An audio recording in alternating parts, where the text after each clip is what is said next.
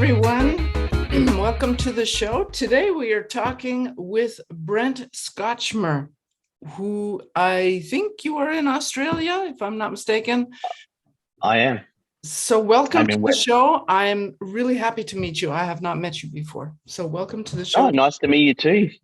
Yeah, your name Hello, comes Brent. up in all. Hello, Lindsay. Hello, or Ingrid. Your name comes up in a lot of conversations around sketch cards and stuff. And obviously, I've spoken to Lindsay a few times now and that. But it's nice to finally put the face to the name. So yeah. Does work. Brent does sketch card work. I mean, he does all sorts, really. We're going to get into it all. But I first met Brent because he was working on Star Wars, and he does Yeah. really colourful pieces that are really quite different. So I want to talk a little bit about that as well. But just to start, can you tell me how you first got into art and got interested in sketch cards? I've been in artistic, I guess you could say, since I was a kid. Like, I guess most of us have been. So always doodling and stuff as a kid, and you've got all your family and parents and everyone always going, "Oh, that's very good, and you're talented and whatnot." And then for me, it turned sort of 12, 13. I got my first guitar. That was my life for a few years, and then I met my wife, and so then the family thing happened for quite a few years. And then the sketch card thing came around. We're on a family holiday, and I knew that the holiday was going to be sitting around for 2 weeks, and I thought, well, I'm not one to just all relax completely all the time. And I knew what sketch cards were, but I had no ambition to sort of do much with them. But I thought, I'll get a friend of mine to print up some cards, and I'll just take some pens and just muck around on them. And then just through the process of sharing them around and offering them out for free to anyone who wanted them, Marsha Parkins in the UK there as well. She reached out through a Star Wars group and said, "Hey, instead of giving these things out for free to everyone, why don't you take this email and see what happens, see if there's something more to it." And that was in 2017, and that's it. That's been it ever since. So when you developed your style for the Star Wars cards, I mean, in recent emails we've received, they've been saying they want us to stick more to the actual colours of the characters, didn't they, in our recent emails? How are you going to incorporate that? Because you've been doing really bright airbrush work, and I love that it's different, but now you're going to have to maybe try and incorporate that. I don't know. Maybe not. I still submit them. I still submit the samples that I've been given. So for anyone who doesn't know anything that I do, I didn't always do this. It's more of a recent thing, but I realized about 2 years ago that I'm an industrial effects painter anyway. In my day job, what I do is I work in a spray booth with a mask on with all kinds of different effects and all kinds of crazy stuff. And for whatever reason, almost 5 years into sketch cards, I thought, well, what am I doing? I've got all this stuff at my disposal. Why don't I incorporate it? And so I started doing these fake refractor type of things. So my cards typically look kind of like rainbows, and they're to mimic the way that a rainbow hollow foil card looks, but all done by hand with paint. And that's sort of my style now. So the Tops in their most recent sets had said, yeah, we want the color schemes to seem the way they're supposed to. I submitted my rainbow samples and they seem fine with it. I think what the difference is that I'm not trying to make it something that it's not. So I'm not trying to be artistic in the sense that I'm not doing a realistic looking Darth Vader, but his helmet is pink. The effect that I do is deliberately designed to look like a layover effect. It's not designed to change the way that the character looks, because if Tops were to do a set of cards and do a hollow foil effect, then these cards would look almost identical to that. So I'm not trying to change the existing color scheme. I'm just applying what I would like to call a layover effect. And I'm not trying to make it something that it's not. So I guess we'll see. I haven't had any issues up to this point, and I don't anticipate that I will. But in the past, I have done where the character is the true colors true skin tones and things like that, and then I will still do my effect on the background if needed. But it'd be a shame to not be able to do it, because it seems to be where I've gained my biggest following in recent times is to do this what I call faux refractor effect.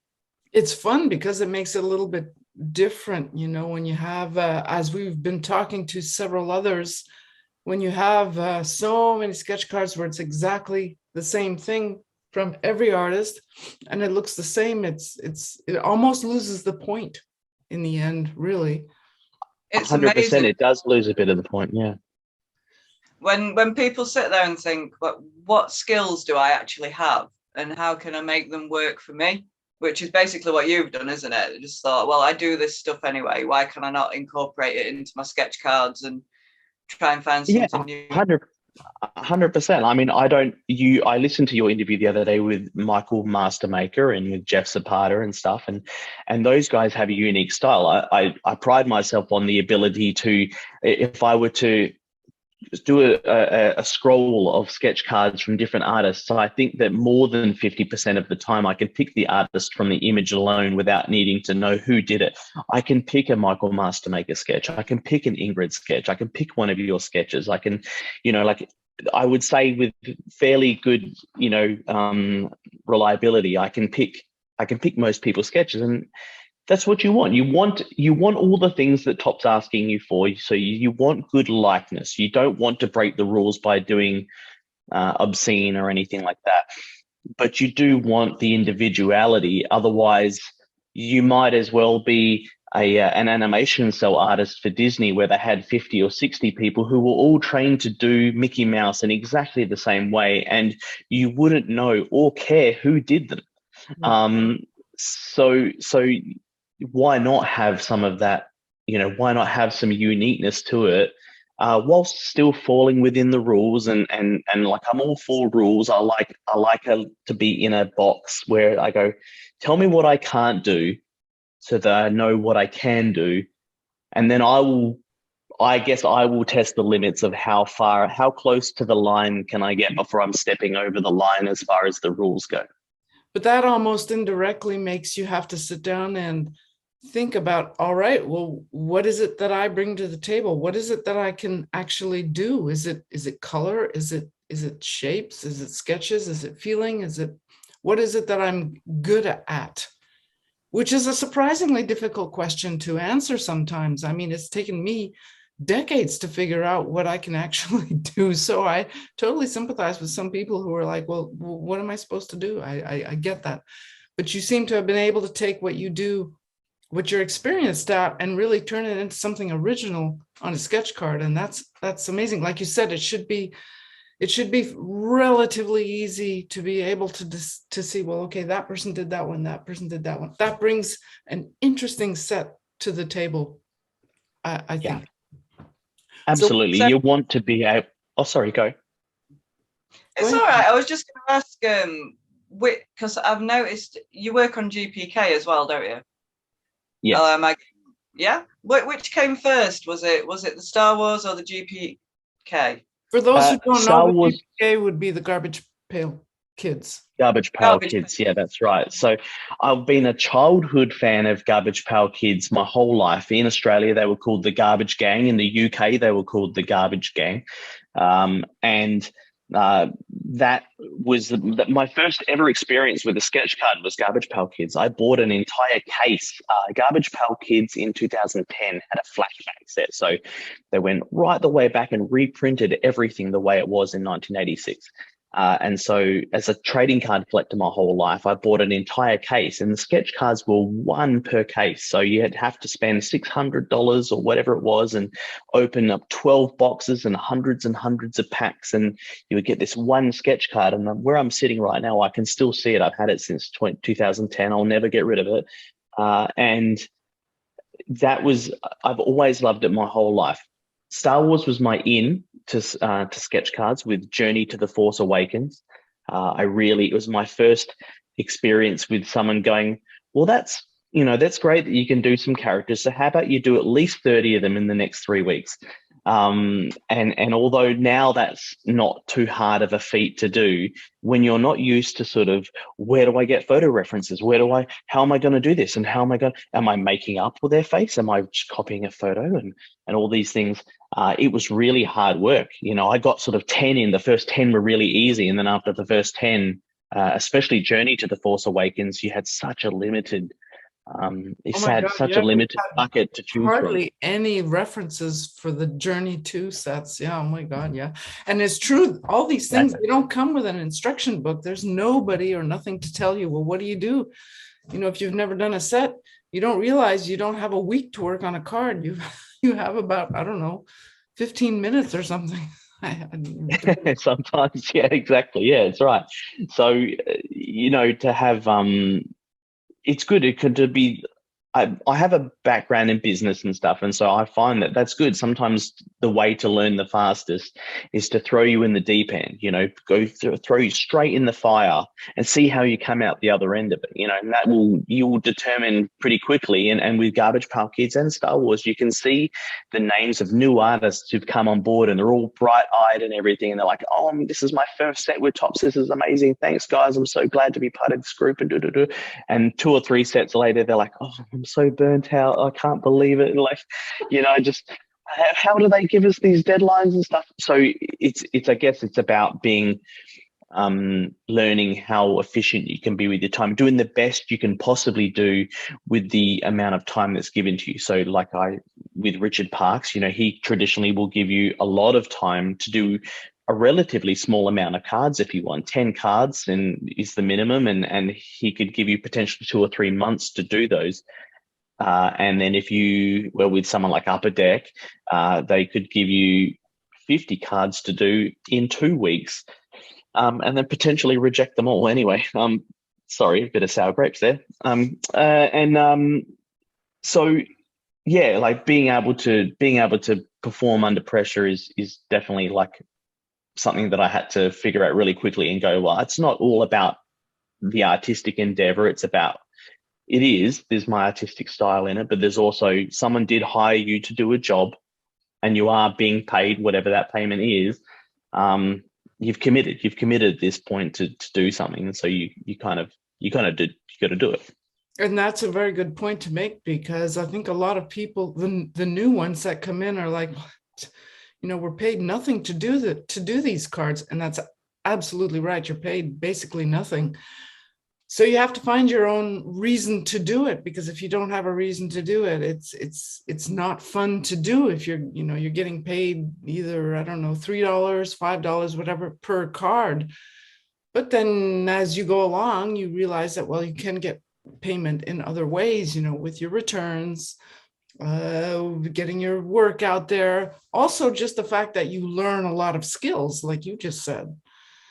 You need those skills, really, because if you do, it's such a catch-22, and something that I've learned in 5 years now is that if you really rush the cards, it's hard to justify getting much money for something like an artist return, because no one's getting to really see what you're capable of. So if you're really rushed and you don't have enough time to put some effort into these things, then you can't expect to turn around and say, well, look, if you want a private commission from me, it's going to be $200. And I promise it'll be better than everything you've seen from me this far.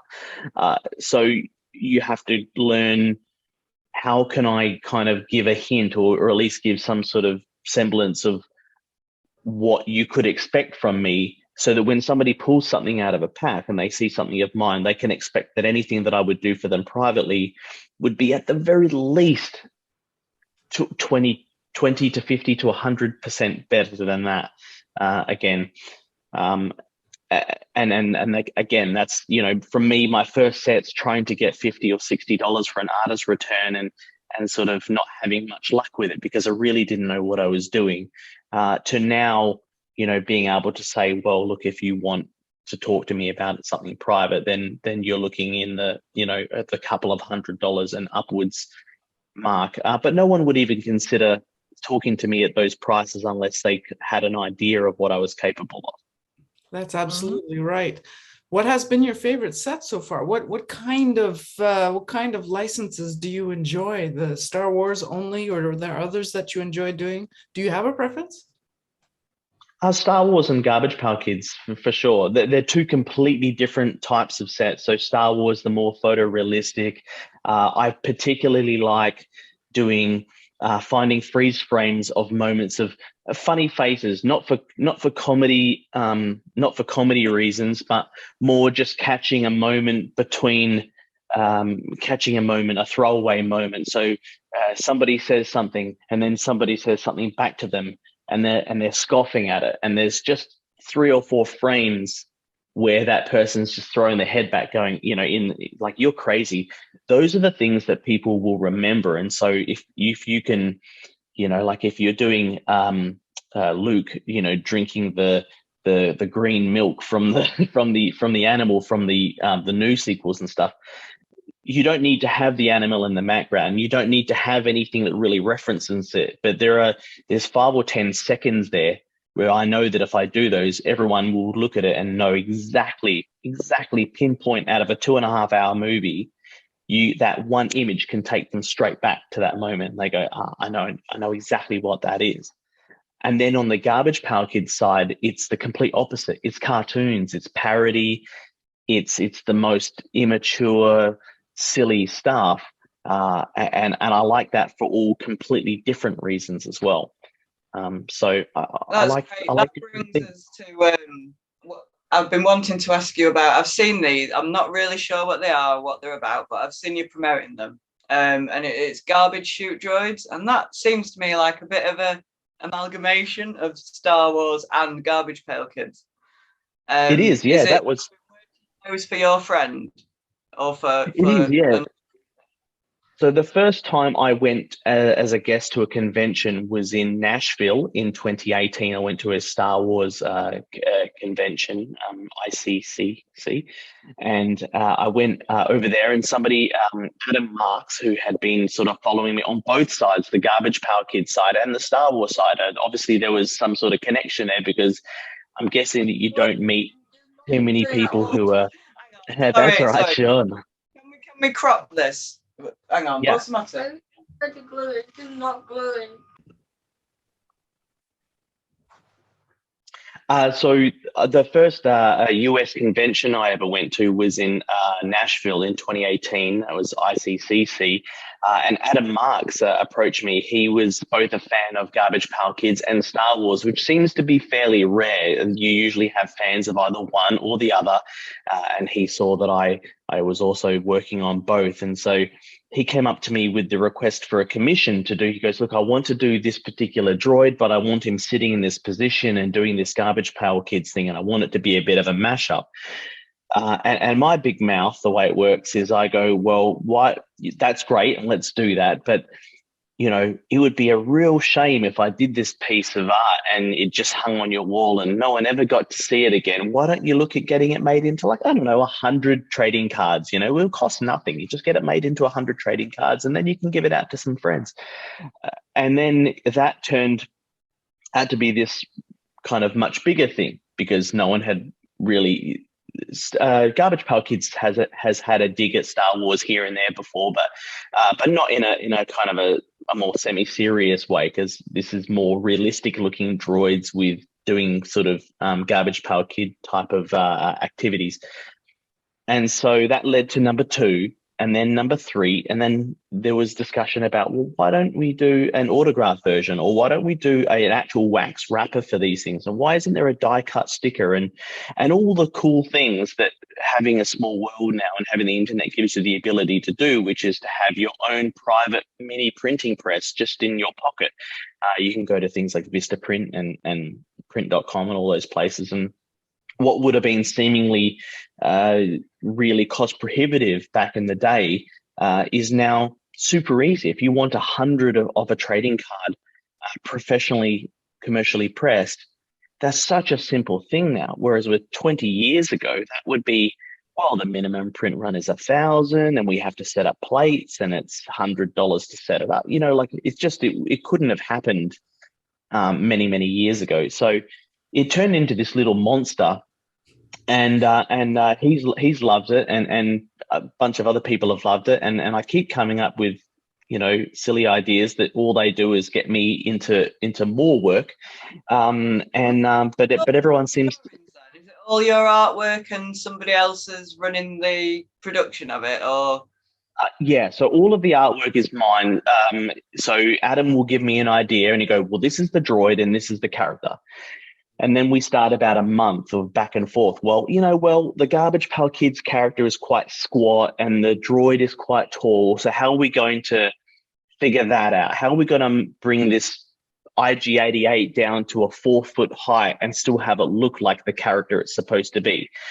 But then how are we also going to incorporate enough Garbage Pail Kids elements so that the Garbage Pail Kids fans see it and go, I know what that is immediately. So we want it to be identifiable for both. We want every Star Wars fan to be able to see it and go, bang, straight away, that's what it is. We want every Garbage Pail Kids fan to look at it and go, straight away, that's what it is.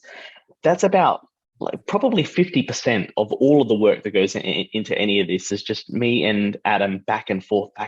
Well, this text and this logo and this position and this, and we're just about to finish up number 7 now. And even now, even in the painting process, I'm very hesitant. It's almost like I have to do a few brush strokes and then send him a message and go, no, this is airbrushed. There's no going back. Like I can't re-airbrush this. This is once I put a paint stroke on this thing, we're not going back. So it does get very nitty gritty. But the end result is great. Look, I personally feel that it looks. I personally feel that it looks like a commercial looking product, that it's not sort of like, here's a cool piece of art and let's slap some logos on it and don't worry about the scale, don't worry about a bunch of other things. You know, we take really seriously the height of the text and does it look authentic? Does it look, we're not trying to, break any rules, but we want it to look like it was something that could have been produced commercially. So we pay special attention to the height of things like text and the way that the character bleeds, and is there enough space around the character, and where are the focal points and stuff, and all of that's new to me. I'm no art editor, and I'm terrible with things like Photoshop and Illustrator and stuff. That's all Adam's side, but yeah, it's a lot of fun. No, I love that you found somebody to embark on that with. That just such a fun project, isn't it? So check those out, garbage shoot droids. They are so much I should say actually that it's only the base, all the base card art is mine. He did bring in a lot of sketch card artists. I guess that's another thing I should say. One of the weird thing is when you create something and then have other people come in to draw your characters. So Adam gets a bunch of sketch card artists to come in and draw our characters, which is fun art, isn't it? It is.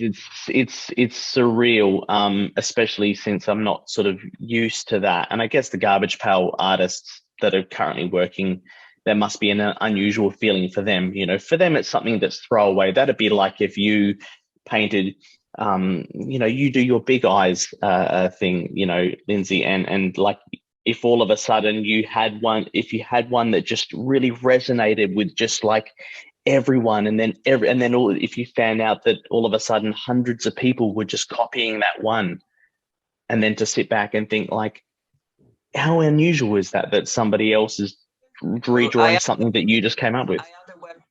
I had a webcomic character years ago called Funny Cat, and I did used to get random fan art, and it was so cute. Like I was like, that's awesome. Like it was always little kids doing it, and I was like, so cute, but not in the hundreds of. I know what you mean. It's really lovely. So you're really into characters, and you really like to take your project, find the character that you're trying to show, and take different points from each different character, and essentially you're creating a new character. It's kind of meta in a way, because you're not copying, of course, but you are using something as a base to build it on, and then creating something new. And then you've got other people who are essentially doing the same thing. It's a bit like a Rubik's Cube in a way. It is, yeah. And we encourage those sketch card artists to not only draw the characters that I've previously painted for the series, but also to, hey, come up with your own one. And you never know if the idea is good enough. And this has happened. If the idea is good enough, if the mashup, if the combination of the Garbage Pail Kids and the Star Wars character is good enough, then that might end up as a base card. And that has happened now. And we have, a really thrilled sketch card artist who has had his one-off sketch card turned into a base card, and now thousands and thousands of cards have been made with his character that has been taken by myself and Adam, and then me and Adam will sort of go over, what may or may not work for the base card version of that. And I'm sure he thinks it's even surreal as well that this one, throwaway thing has become mass produced. Are you a company now? Do you no. It honestly is just a hobby project for him. He essentially, he still just commissions me to do an artwork that he can hang on his wall. But the fact that he has a fan base around it now means that he gets, every time we come up with a character, that becomes 100 wax packs with, all kinds of stickers and other things in it. But essentially, it's still just a hobby. That's you're talking about the deep end of trading card collectors here, where they're so deep into the hobby that they're willing to go down that road where they'll spend 100 hours designing a pack and all this other stuff just to sort of so that of them, and they are basically the foundation of the hobby industry in some ways, because they'll do anything to collect what it is they really want to collect. So that's very cool. I am a lifetime collector. Yeah, I love how things start fun and then it's just developed into something people follow. Like, that's a much better way to go about it, because then you get your enjoyment out of it and you're not expecting, or and great things do happen. And you look at Richard's, your interview with Richard, and anyone who, obviously, as you guys are building up your episode base and stuff, anyone who hasn't gone back, you should really go back and listen to the previous episodes, because I was listening to Greg's podcast with Ingrid, the Rebel Base Card podcast. And so halfway through his episode, I was like, oh, Lindsay and Ingrid and I went back and I listened to 3 or 4 episodes in a row, because I know all the people that you've been talking to. And Richard is a perfect example where he said, his whole, one of you asked him the question, like, what is your bucket list? What is the thing that you really want to do? And he said, I'm doing it now. I did the Three Stooges, and then I did Mystery Science Theater, and then I'm doing Ultraman now, because that's it. And it's interesting if anyone, and I'm guessing that, a large portion of your audience are either, professional or amateur sketch card artists as well, just from the theme of what we're talking about, is that nothing is really off limits. For him to be able to get the Ultraman license, you would think that that's hard, and I'm sure it's not easy. But with the internet now and the ability to get in contact with people, I can't talk about the things that I've got in the pipeline, but I've spoken to people who I would never have thought I would be able to talk to about certain things. People who make movies, people who distribute movies, and who you would be surprised own the rights to their own stuff. And so they're just literally as easy as just reaching out to them and going, hey, I noticed that your films never have never had trading cards. Like, is that something you're open to? And surprisingly, they're open to it. So nothing is off limits. If you're going to try and become if you want to release the next Jurassic Park cards, that's probably off limits. You're talking big bucks. But you could always try, but probably it wouldn't work. That's right. But no one is off limit. No one is really off limits these days. I feel like if you have a passion for something, if you have a passion project, there's no reason why you couldn't reach out to that company and go, hey, have you thought about doing a limited run of prints of this? Have you thought about doing a trading card set of this? Again, Richard is that example of going, well, Mystery Science Theater has a small but loyal following. And when I say small, it's not small, it's huge. The show was on Netflix. So, and for him to be able to get the license to all encompassing, photographs and get actors' autographs and get sketches, and that's a hell of a lot of work for him. But he's a lifetime trading card collector, so for him to do all of that work as he's doing it, it's still fun, because I bet he never thought that he would be in a position where he would be able to do that, where he would be packaging up the officially licensed trading cards for whatever property it is, and that no one else is going to do it, that he's actually going to be the one to do it. That's just amazing. And he's an extremely generous person. If anybody ever wants to know anything about what he's doing, you just have to ask him and he will tell you everything. Go get a few pots of coffee, sit down, and oh my God, he's just very. I can tell you. So yesterday I listened to your episodes with him and Jeff and Michael, and I sent messages to all three of those guys and saying, hey, I just discovered your episode, and it was great. I just wanted to say it was great. And I woke up, as is typical in Australia, I woke up 4 a.m. for work, and I got 3 messages from Richard. I'm not sure whether there's a limit on the amount of characters that you can have written, but I woke up with 3 messages from Richard, and I sat on the edge of my bed for a couple of minutes thinking, am I going to read this now, or am I going to drive to work? Am I going to drive to work and then sit down at my desk and really read it? Because it was so long, the message, but in the best way, because everything he says is with purpose. Like he doesn't, and as maybe is a typically American thing as well, is that quite blunt, like they don't sort of dance around anything.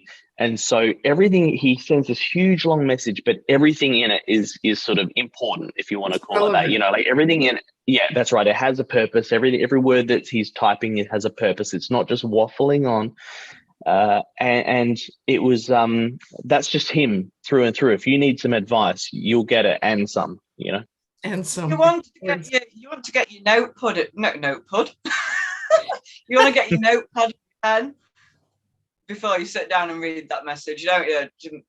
Pick out the bits that you want to get a few pots of coffee and your notepad. That's right. Your iPad. Yeah, I mean, and you take to take a leaf out of his book, when you look at what the references is, like when you do a set with his company, he doesn't just give you sort of the outline, he gives you a link, and that link has, potentially a couple of 100 image references along with notes about why that character, but also why not this other character, because it's from a different season and it means a different thing to this particular set and stuff. Whereas you can imagine, what it's been like with Topps recently, and I love doing the Star Wars sets. A couple of times I've threatened to sort of stop doing them, because it can when you're doing 6 or 7 sets a year, and some of them 2 or 3 sets overlap each other. So sometimes I'm doing masterwork and something else all at exactly the same time, and I have no clue what I'm doing.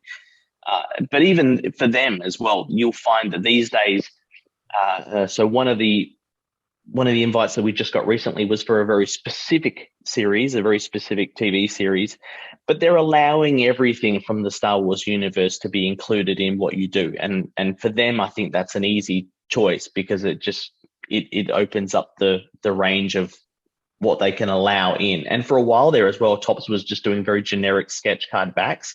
So no matter what series you worked on, the back of the card would just say, congratulations, you've received a card featuring characters and scenes from the Star Wars universe.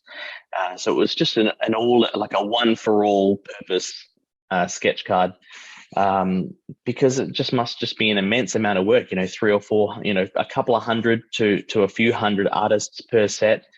It must just be a gigantic job to have to go through. Well, I did have an interview on paper with one of the books with one of the Topps art directors, one of the ex-art directors, and he was saying how at that time, which I was still part of the team back. Well, I'm still part of. I think I'm still part of the team now, but back then, that's like what, I don't know, 10 years ago or something. And he was saying that doing the sketch card part of the job was really complicated, because the art directors had to do like 10 different jobs in their offices. And he said that they would often do, 14, 16-hour days, because they would have to do their regular job and then another regular job and then the sketch card stuff. So, they didn't have time to be really fancy, and a lot of things got through the cracks. I think it has changed a lot since then. But he said, yes, it was indeed. It was just an aside, sketch cards were, not a lot of time was put onto the idea of sketch cards, although they enjoyed it very much. And there are a lot of collectors in all of those companies. I have to really give my hat off to them, and they did their best for us. But I think it's changing now, although now with the fact that somebody has bought Tops, I'm really curious to see what happens with the sketch cards. Like, we're still waiting for one of the sets that we're supposed to be working on. We haven't got the cards yet. We're recording this. Yeah. And yeah, so to get I'm waiting for 3. Yeah, so to get off that a little bit, there are 2 things that we'd like to talk with you about. First, I'd like to know what your bucket set or project, if it's something else and has nothing to do with sketch cards. I'd like to know what your bucket project is. And I'd also like to know a bit about your YouTube. I think you do a lot of YouTubes. And I think you interact with a lot of creative people. What do you think of us weird creative people? The YouTube stuff, I don't do a lot of it now. It was something that when the pandemic came along that I wanted to do more of, and I did start to do some stuff, and I did some stuff with Lindsay and that as well. I would love to do that more, do exactly what you're doing now, which is just talking to other like-minded people, not just for my own gratification, but for other people to hear it, and hopefully they get something out of it. So I mean, I would love to do more, but unfortunately my schedule is just completely bonkers. I do not just the art, but I'm a musician, and then I'm also I own a glass company, which really takes up 10 hours of my day. And then I have like an eBay business, and I run a toy fair, and I do all kinds of different things. I'm a sucker for saying yes to something if it sounds cool. Lindsay is guilty of that too. Oh yes. Well, so I wish I could do more. What's your toys to sell? Just out of curiosity. Sorry, say it again. What's your favourite kind of toys to sell, and what do you get most excited at finding? Oh, see, I don't sell toys. I just run the toy fair. What I do is I facilitate the fair for the other people. So there is a toy fair that's been running here for 20 plus years, and I volunteered there. It was a very selfish thing. Yeah, you want to say something? I do. I really do. So you're more of an organizer? I am, yeah, like an event organizer. I was going to ask you earlier. In the US, they have Ingrid will be going there. It's a convention just for sketch cards, and I haven't heard of one in the UK. I don't know if they do one in Australia. No. Well, trading cards aren't really a thing here, see, because we can't really get them here. It could be on. It could be, What that's. When you come over here and everything, when you see that like everything is a 45-minute drive to the next thing, minimum. That's true. We have been speaking about that recently. I am spoiled with I can get anywhere and just like that. Yeah, right. Yeah. But the toy fair, so I basically volunteered there for years, and it was selfish because if I volunteered, it means I got to get in early and get to see the stuff before the regular general public got in. So I volunteered there for 7 years, and then eventually the guy who ran it said, you know what, I'm done with this thing. Do you want to take it over when I'm done? And as long as you make sure that you keep the entry to this price, and as long as you sort of keep it, keep the flame burning for it, and I said absolutely. So that's it's a selfish hobby thing, because I still like to go around and trading cards is it, because I guess bringing back trading cards haven't been a thing in Australia probably since the early 2000s, because we just don't really have hobby shops here. Getting anything over here is ridiculously expensive. Our exchange rates is terrible.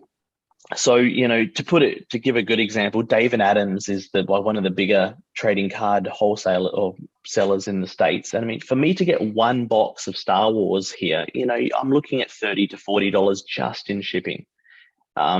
So it's really prohibitive to collect trading cards here. And so I find I have a weird position where I kind of have a following everywhere else in the world except where I'm from.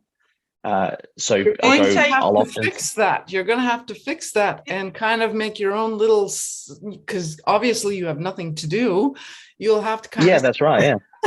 you'll have to set up a small store in your neck of the woods, because you can be sure there's somebody else. I know personally of several collectors who are in Australia and would probably appreciate being, I don't know, maybe being able to get some kind of stuff from you, maybe.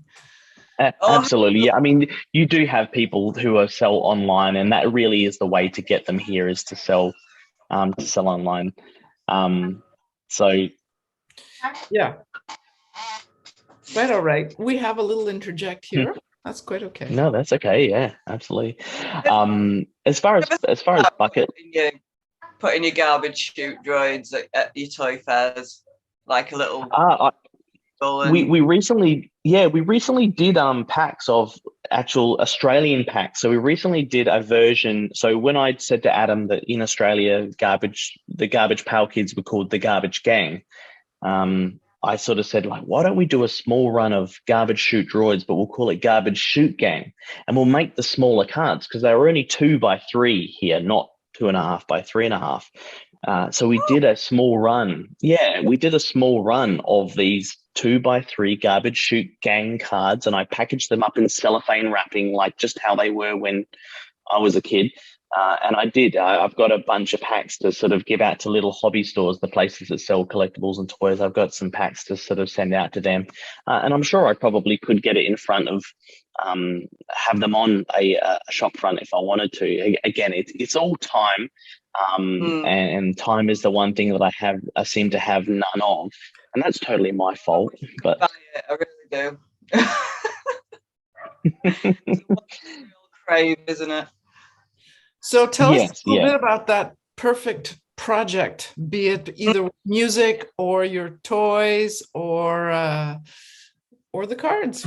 What's your perfect? Yeah, well, like, all of that's really what it is, and maybe even a combination of all of that. I was lucky to buy the business name in Australia in the 90s, one of the trading card companies, so not your tops, but this other company was called Dynamic Marketing. They were a printing press in the east coast of Australia, and they got the license to make trading cards. So they had the license for Jurassic Park, and they had the license for Batman Returns and a few others.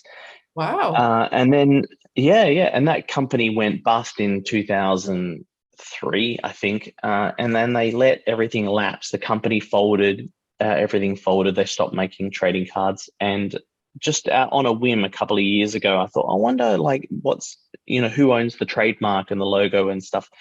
And it turned out no one does, and so now I do. So I own the name Dynamic Marketing. Yeah, so I own the name Dynamic Marketing now, and there was no trademark on the logo, so I've rebuilt the logo. So I have possession of it, and I would like to do trading card publishing, not on a mass scale like that, but on a smaller scale, possibly online, on demand, for things like Garbage Chute Droids, or if anyone else has something that's kind of like that, where they want to do a run of 100, 500 or 1,000, I can do that. That would be a passion project of mine, something that I would like to do in the future, is to do small run. I predict your inbox is going to overflow after this episode airs. You've got a great brain, honestly. And well, I guess that's it for me. Is that business is something that I find comes naturally. I think it's just logic. Maybe that's the artistic side. And before we were sort of pressing record, we were talking about people who are left-handed, or people who are artistic but also do music, or people who are artistic but also have a good very like lateral, logical mind for things, good at organizing, not organizing my personal stuff. My office is a mess with stuff, but in a very weird way where I know where everything is, like I've got a million things. And if I was to get hit by a bus tomorrow, no one around me would know what to do with all my stuff. But if you ask me where to find something today, I know exactly where it is. So those things tend to come naturally to me, which is why stuff like Garbage Chute Droids works well, because when it comes to formatting or when it comes to aesthetics, so if somebody shows me something and they go, well, I've designed this thing and this is the border and the text, I can tend to look, and I would say this is probably the same for a lot of creatives, is you can tend to look at it from an arm's length and tell instantly what is or isn't sitting right. Is it, it doesn't look like it. This looks just like it's been stitched on top of this, or this looks like it's been, that it's off kilter or whatever it is. So maybe that's my knack and where I like the idea of creating my own trading cards. The music stuff, I'm already doing that. I'm lucky so I'm 39 this year. Since 2017, when I started doing sketch cards, I've been able to fulfill a lot of bucket list stuff. I was lucky to have a successful business prior to that. And so it gives me the ability now to be able to pursue other things, because it's not about money. Like if somebody says, like, I play guitar, but the opportunity was given to me to go on tour with a band for a few days with an international performing act. But I would have to play bass, and I don't play bass. So I bought a bass and I learned everything in 3 weeks, and I got to play, 900 to 1,200 seat theaters. I know someone like that. Right. And I hate you all. I used to play bass. It's the performing under pressure thing, Ingrid. It's the same as when I got given my first sketch card job, which is like, well, you're the idiot who said yes to the job. And if you're going to say yes to the job, then you better perform, because you don't want to be the person who says, I know I said I would do it, but I can't. And I'm very lucky to be able to say that I don't think I've ever or rarely have ever said that about anything that I've ever done. If I say I'm going to do it, I'm going to do it. And if it means learning 30 Tina Turner songs in 3 weeks that I've never played before on an instrument that I don't normally play, then I'll do it. But because it afforded me the ability to go and play on the stage that I normally would have stood on the other side of, and I get to play to 1,000 people or something like that. It's great. So again, it's the deep end thing. Let someone throw you into the fire. Let someone throw you into the deep end and see if you can fight your way out. You are open to that. Like a lot of people, if you try to throw them, well, I wouldn't want to be thrown in the deep end, but I tend to throw myself in the deep end. Then it's okay. Yeah. Don't want other people to do it, but if I do it, it's all right. But anyway, that's what I mean. Yeah. You seem to be the kind of person who is open to that, and I bet you actually thrive on that. If you didn't have extreme situations like that, I mean, it's extreme in quotes. If you didn't have those kind of situations, you would probably be very lacking, and you'd be a little bit empty, and you'd be looking for it, I'm going to guess. I like to be I like to feel challenged. Yeah. I like to feel that if someone gives me the opportunity and I do say yes, so if I say no, then I'm off the hook. But if I say yes, then my goal is to be as good or better than they ever expected at whatever it is that I'm being asked to do. So a friend of mine recently, we bought, they wanted to start buying and selling DVDs and other things on eBay. And so they wanted me to come in on this and sort of form a partnership to start this eBay store selling movies and stuff. We did that in August last year. And this is the way my brain works, is I go, well, if we're going to do this, I don't want to waste time on it. So let's do all these steps and along with, our collaboration, from August last year to literally today, I got a message to say that we are the #1 reseller of used movies in the entire country. Wow. In 6 months. So, and that's of 5,000 or 6,000 people who sell that product. So that's exactly that sort of mentality is what I sort of try to bring to everything. I don't, when it comes to sketch cards, I guess bringing it back on Brent, and when it comes to sketch cards and stuff, I don't want there to be, I don't, how do you say, like, you get into this conversation about competition, but I don't want it to sound like, you know, your job is to compete with other people, because you can't, like, I can't compete with either of you two with what you do. But what I can do is look at the look at the following of the way that people interact with you, the way that people in general give you feedback on your work, and then try to figure out how I'm going to do that with the skills that I've been given. Like you said, you know, trying to figure out what are the skills that you've got. And then it's almost like taking, here's the skills that I've got, and here's all the really great feedback that another artist who you look up to is getting. And then how am I going to achieve that? Or how am I going to sort of go, well, I want the same recognition that say Ingrid gets for her work, but I don't want to do what Ingrid does. But so what is it? Is it your interaction? Is it the fact that you maybe reply to all of your emails? Is it the fact that you do your work in a particular, you know, time frame, you know, whatever it is, or within a particular price point, whatever the secret is. And the secret may not necessarily even be the art. The secret may be the fact that you're willing to talk to people. The secret might be that, you know, you're priced accordingly, or that you get it done in a particular space of time, or what it is. So I'm always looking for, again, it's a business thing. I'm always looking for the little, not the cheat. I'm not looking for cheat codes, but I'm just looking for, like, what's the extra little thing? I know what I do for art. Actually, the first time I hear that particular point of view, I have never heard of this conversation. Because I've noticed, like, some people get a bit ahead of themselves, and when they've got an idea, they'll sort of go online and go, oh, I'm doing this thing and it's going to be huge, and then nothing happens, you know. I've always been quite shy about announcing things. I don't know if you've noticed, Ingrid, with the podcast and everything. I don't tend to say anything until it's happening, or it has happened, or it's about to happen right now. Like, I'm very careful about the information I put out there, just in case and it turns out that I can't do it, or something happens, or, you know. Lindsay, you are really good with interacting with your crowd. I mean, you are, like, way better than I've ever been. They just like the nostrils. It's all about the nostrils, like. But no, I like to have a joke. That's my main thing, I think. And so like I've had that same thing and failed, you know, like I've gone like, I've got this really great idea, and I do a really rough sketch on an iPad or something like that. And then I get busy because I'm busy.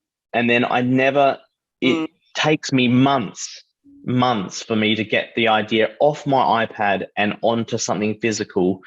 And it's happened recently where someone else has had the same idea, but they managed to execute it before I was able to execute it.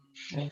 So now I'm only recently learning to not do that. I mean, I knew to do that in my other businesses in the past. Like, don't give anything away. Don't tell everyone the secret to making money, you know, on whatever it is that you're doing. And that, and with the art, I've had to learn really recently, like, if I've got a really good idea, as much as I would love to tell you about what it is that I've got in the pipeline, I just don't want 30 other people going, oh, I'm going to email that person too, and I'm going to get on to that, because I want to be not the best, but I want to be as good as I can possibly, the best that I can be at it. And then sometimes that doesn't happen straight away. So, like, I don't want people sort of jumping the gun. And that's happening right now. Like, I have a meeting this week with someone who is with a brand that I've loved since a kid. And I would love to be able to say what it is, but I can't. Not because I'm not allowed to. I just don't want to ruin it for myself. That's completely all right too. There's nothing wrong with that. You are very competitive. One has to be competitive, otherwise we don't do anything. You are competitive. You're competitive in a slightly different way than I've heard from other people. But I mean, it's all kind of the same thing, but it sounds a lot like you're still learning your place in your own world. You're still trying to it sounds a lot like you're feeling everything out and having a ball while you're doing it, but you're not quite there yet. I mean, I'm not trying to take any. I would never try to take anything away from anyone. You're very generous. I was going to joke at the beginning that the only reason I was coming on this podcast today was because I've heard Rebecca Sharp's name mentioned too many times on this podcast, and somebody's got to bring her down a peg. So I'm only obviously kidding. She's great, and like she's relatively new, and she's gotten such amazing, and like even her style is changing and stuff. Like everyone's trying to feel it. Everyone's trying to work out where everyone's trying to work out where success lies for them and that. So like, I would never try and take anything away from anyone. And when I talk about competition, I mean it in a very like friendly sense. Like, I should try and learn from you the same as someone else should learn from me what they can, if they can. That's why you're here. And you're sharing some of your knowledge. Even if you're competitive, you're still sharing. So you're actually a generous person. Have you had any negative experiences with artwork? I will say that I've learned to not Garbage Pail Kids and that did a lot of political type of gags and stuff for a while, and I got commissioned to do stuff that was either side of the spectrum. And because I'm in Australia and a lot of the gags are about American politics, I got asked to do things on both sides.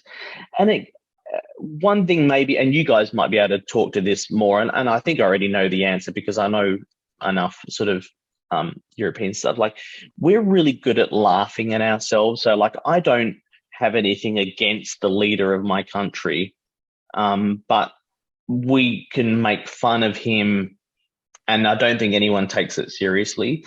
Whereas I think that potentially, people do take stuff like politics really seriously in the States, and they should, but I think negative experiences is kind of like, well, you are making fun of something that, you don't know anything about because you're not from my country. And I've gone, all right, well, there was a couple of times where I had to step back and just go, you know what, I'm not doing anything like that anymore. Not because, well, yeah, I will say because I'm sensitive about it. Like, I don't want to be on the wrong side of anyone. I don't really care what way anyone's particular, leanings go. Like, I don't really care about, like, I like people for who they are. I don't really, I don't sort of discount anyone because they believe in something that I don't or whatever.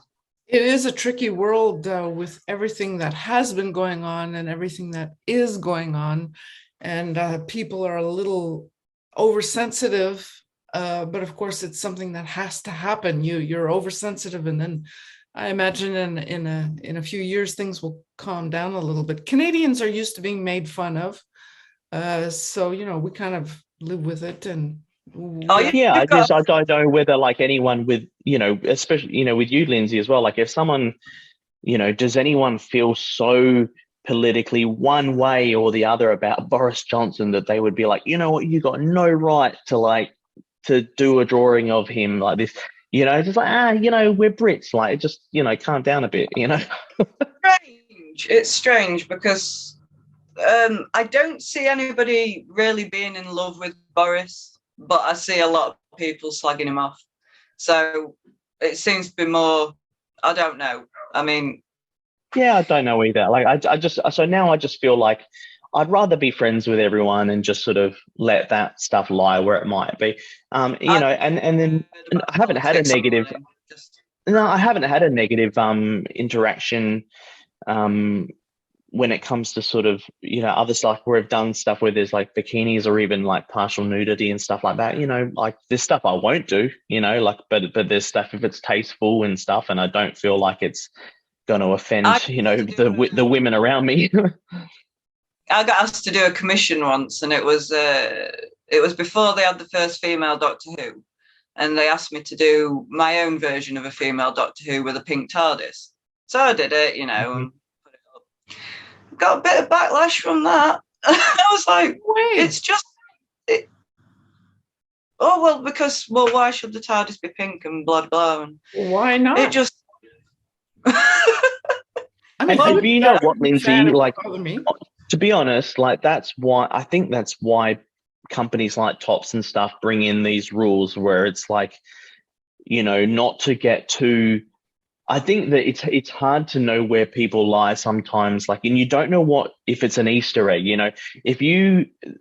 Like, so in my home theater across here, like I've got a print and it's Darth Vader and he's blowing a big bubblegum bubble. It's a piece of pop art and it's it's done by, a reasonably well-known artist and stuff. And, it's Darth Vader and he's blowing a big pink bubblegum bubble.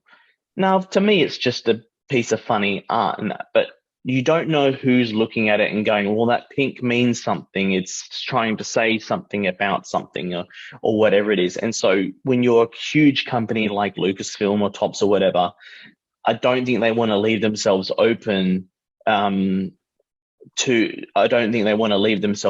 anything that could be misconstrued. Garbage Pail Kids had it recently where there's a Korean band, I think, called BTS, and they I don't even know the story. I'm probably too old for it, but they did a Garbage Pail Kids parody, and they were all like whack-a-mole type things, and it was completely innocent. But what happened is that a lot of people made their own assumptions about what that gag meant, and so Tops ended up having to pull it and make an apology, and for that to make an apology for something that didn't exist because it wasn't.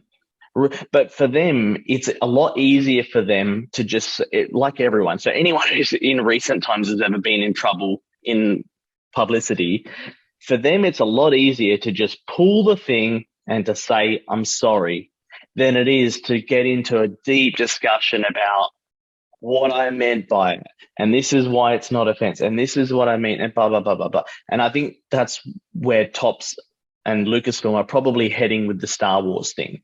And I even got a comment the other day, like I put up a post of one of my masterwork cards, and maybe this person doesn't know my style, but it's my typical rainbow refractor style.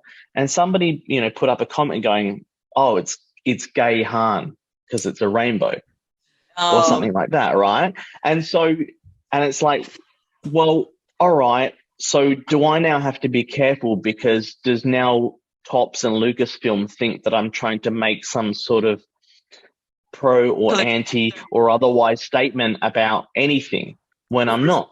I'm just going, well, it's stereotypical to think that you could argue the point that it's stereotypical to think that pink means this or rainbows mean that, or you could kind of push back a little bit on that one, but again, it's not maybe worth the time to do that. Like you say, I can understand their point of view, but it's very suffocating when you really can't do anything. I mean well, yeah, and like again, like there's a lot of stuff, and we know from the contracts, there is stuff that you can't do because it might hurt some people's sensibilities.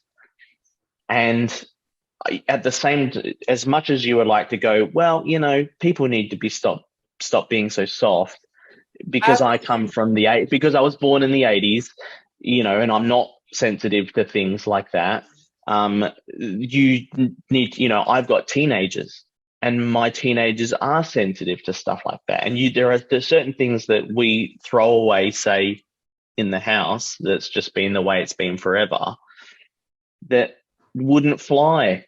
And I'm not being mean to anyone, or it's the most like innate thing. I can't even think of something off the top of my head, but I understand where they're coming from. And I think that doing commercial work is going to get harder in that sense in the future, but you have to remember that you're doing commercial work for a reason. Like if someone's paying you to do a job and they say that you need to strictly follow all these guidelines, well, say yes to the job or say no to the job. That's right. That's it. Actually, right.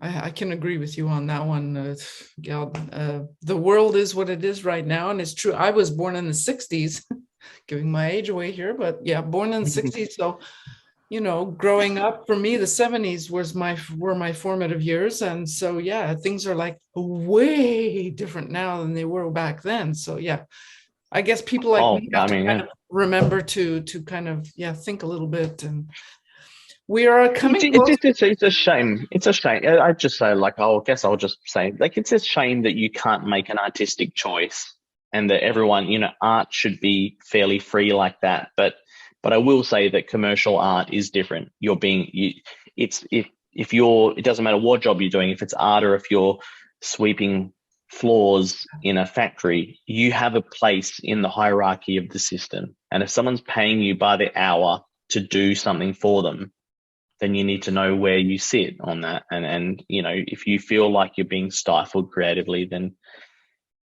we all agree that sucks, but you also need to all agree that it's a job. Yeah, if you say yes to the job, you follow the rules for the job, which is a little bit like we had. When this interview is released, that interview will have released. We just talked with someone yesterday, Lindsay and I. Was it yesterday? No, last week. Oh, last week. There goes my brain. But anyway, yeah, about the issue of blank sketch cards, and they're just sketch cards, but they do actually make they do actually make a big bother to the companies and the movie studios and all of this kind of thing. When people say yes to a project, they know not to do that, to sell blank sketch cards to people who are just going to do whatever they want on them, and it's illegal, frankly. It's sad in a way, really, to think that, like, if you sell a blank sketch card on eBay for $50 or $60 or whatever it is, it's sad to think that somebody discounts their own work on those cards enough that they're happy to just take $50 for a blank one rather than do something really cool on it and make $150, or even to just do the work just so that somebody out there can really, really love it. My personal feeling on those blank, I know some people do sell direct in that, but my personal feeling on a lot of those blanks is that some of those end up sort of sliding out back doors and stuff of companies, and they're not necessarily coming directly from the artists themselves. There is off we're on the recording, but I mean, anyways, yeah, you'll see tomorrow, if the episode will be released for our time right here. We're in April, but yeah, and you'll hear a little bit about what Mr. Mixer has to say about that. It's quite interesting, actually. The point is that people will draw things that you're not supposed to draw, the guns pointing at the viewer, or crass stuff, or characters that have absolutely nothing to do with the set that the card was released with. But anyway, moving on, we are coming to the end of this particular episode with you, Brent, and I'd like to say it's been amazing. I have one last question I'd like to ask you, and that has to do with NFTs. Do you have anything to do with them? Do you create work that you sell like that? Or? I have done. So I did some Garbage Pail Kids NFT. I guess NFT probably wasn't the more common name back then, but digital wax packs that Topps released. So you buy a digital pack on the blockchain, and you get sort of like a pack. And I did a couple of pieces of artwork, and my artwork was like a transition. So there was a digital sketch, and then there was like a progress image, and then there was the final painting. And so when the person got it, it was almost like a video. It was almost like a sliding animation of the prelim, the in progress, and then the final, and it worked like a little video. So I did it. In that case, I got paid a one-off, like you would expect from a company, and so they went on the secondary market for a lot of money. And I do get asked I get asked exactly what you asked me. I get asked once a week from someone who is in close proximity to me, like, oh, what do you know about NFTs? And because I think all that people hear is that, someone sold one for many millions of dollars or something. There is a market for it.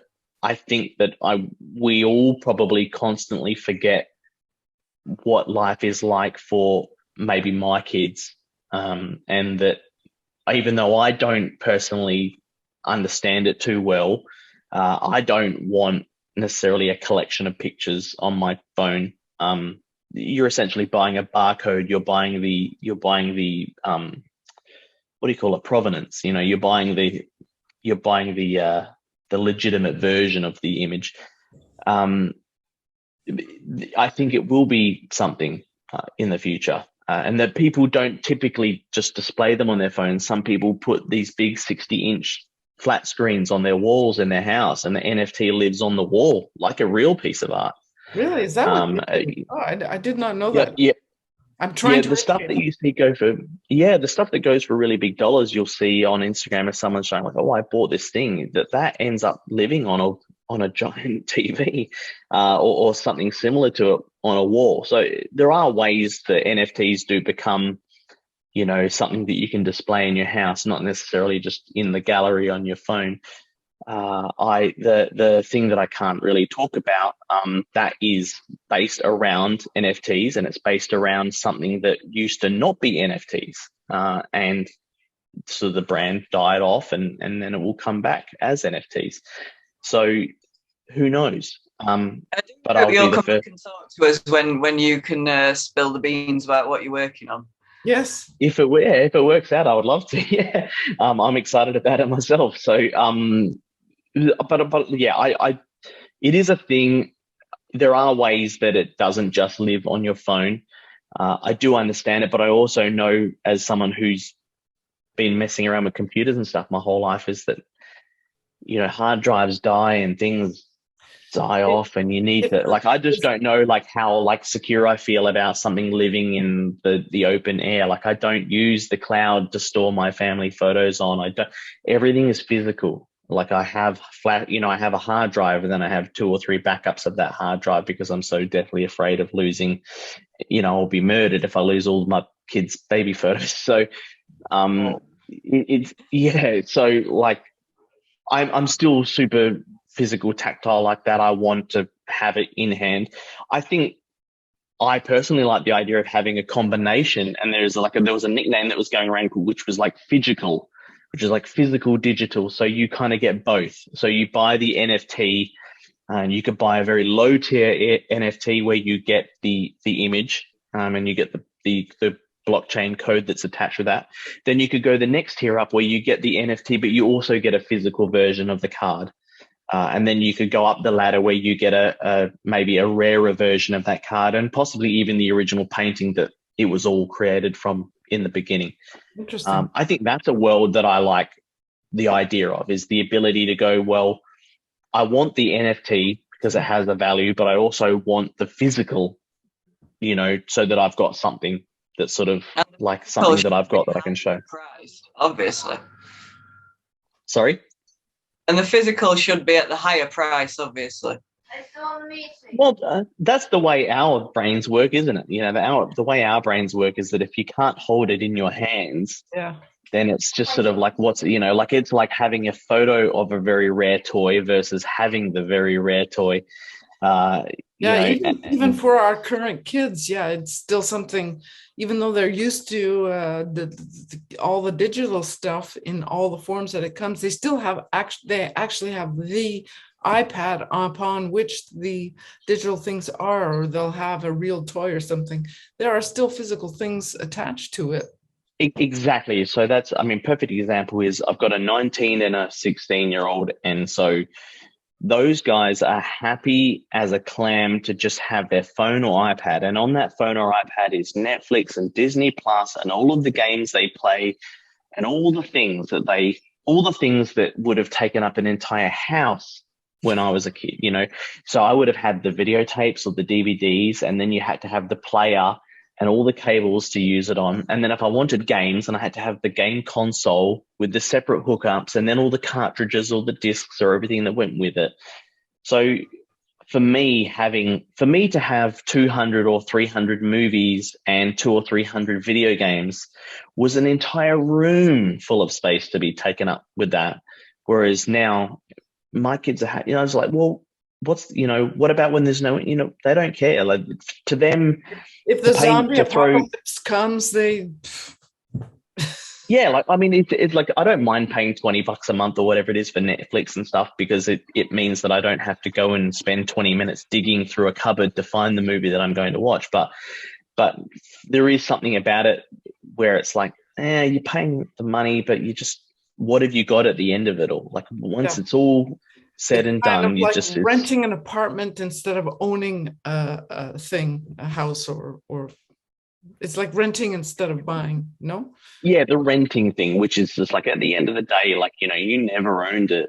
No. All you did was paid someone else to let you use their copy of it. Oh, that's right. Well, we're going to have to go ahead. Well, I just want to ask, is there anything today that you wished we'd have asked you that we haven't? Any last words? No, I don't.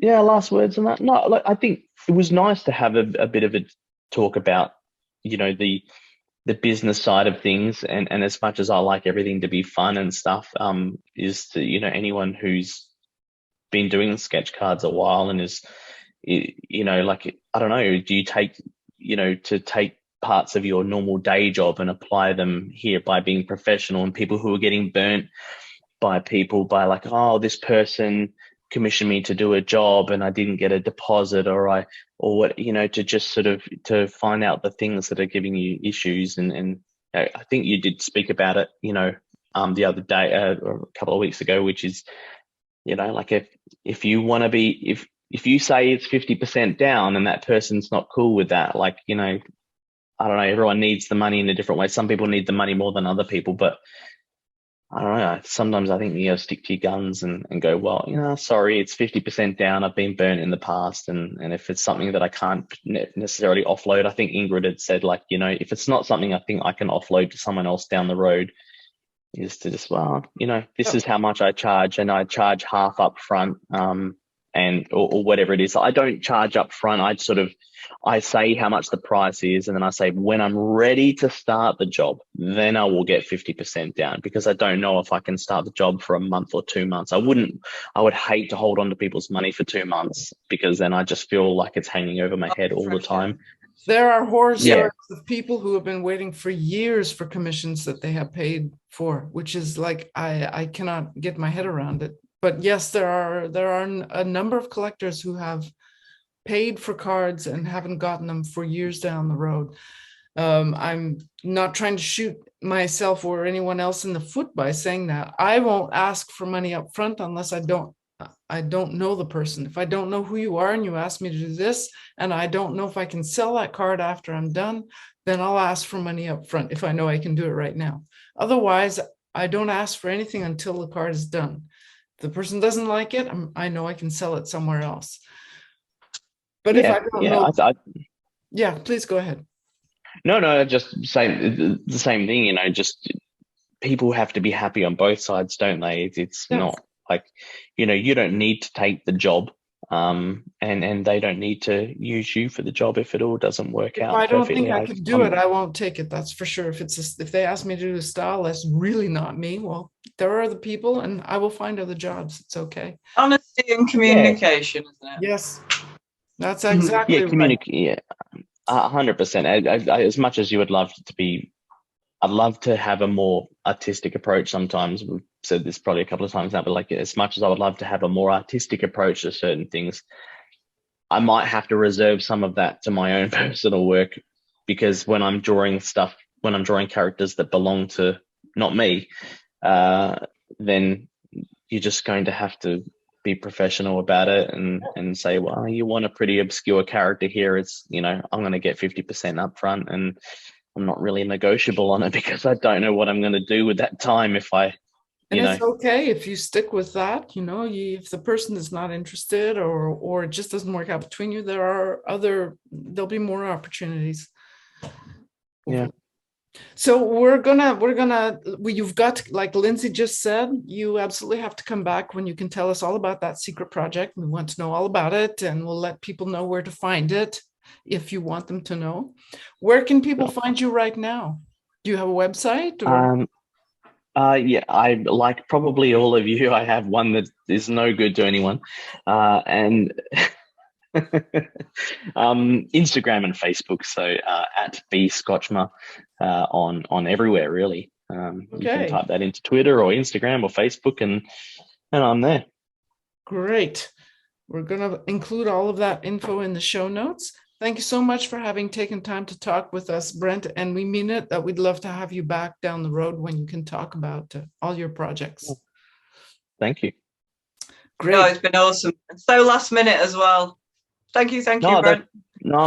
That's all right. That's all right. I hope it's you know what, it's just sitting on the couch talking, and you know it's no big deal. So you know what would be good? I didn't want to say this while I was recording that, but you know what could be good? And I know that so hold the on, guy who runs we are still recording, so if you would like me to stop now.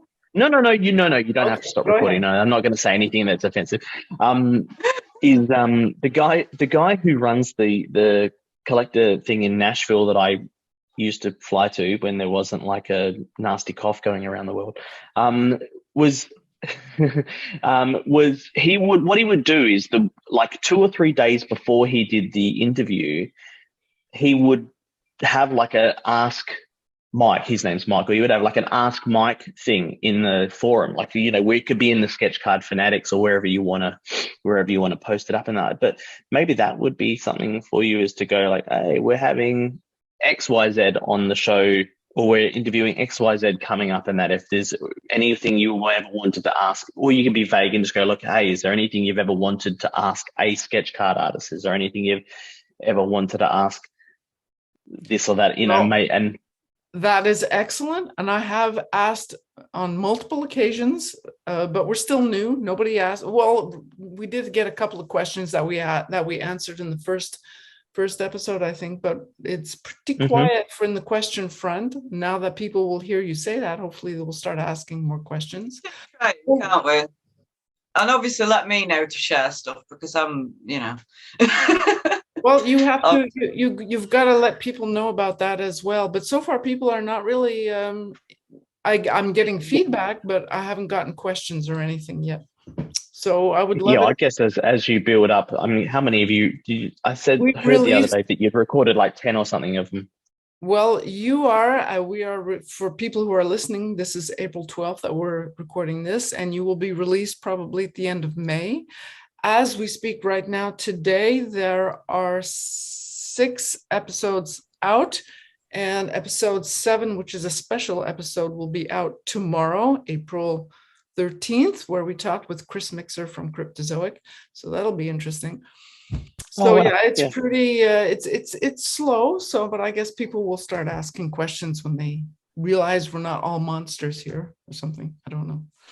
Or maybe Cryptozoic's an interesting one in itself, you know, the sort of them having to learn how to, they've been doing sketch cards for a good while and stuff, but, you know, they recently went through some changes and some stuff. Yes, Chris will talk about that. Yeah. Of course, it'll be ancient history by the time this one comes out, but yeah. But anyway, so I'll say thank you to you, Brent. Thank you so much and like Lindsay said, thank you for coming on such short notice. We had someone who had to wait. And so, I apologize if you can hear loads of squeaking. It's my door. Totally fine. It's all good. Our phone was ringing. So. Thank you again. And we'll have you back on as soon as you let us have you. Sure. Okay. Bye, Brent.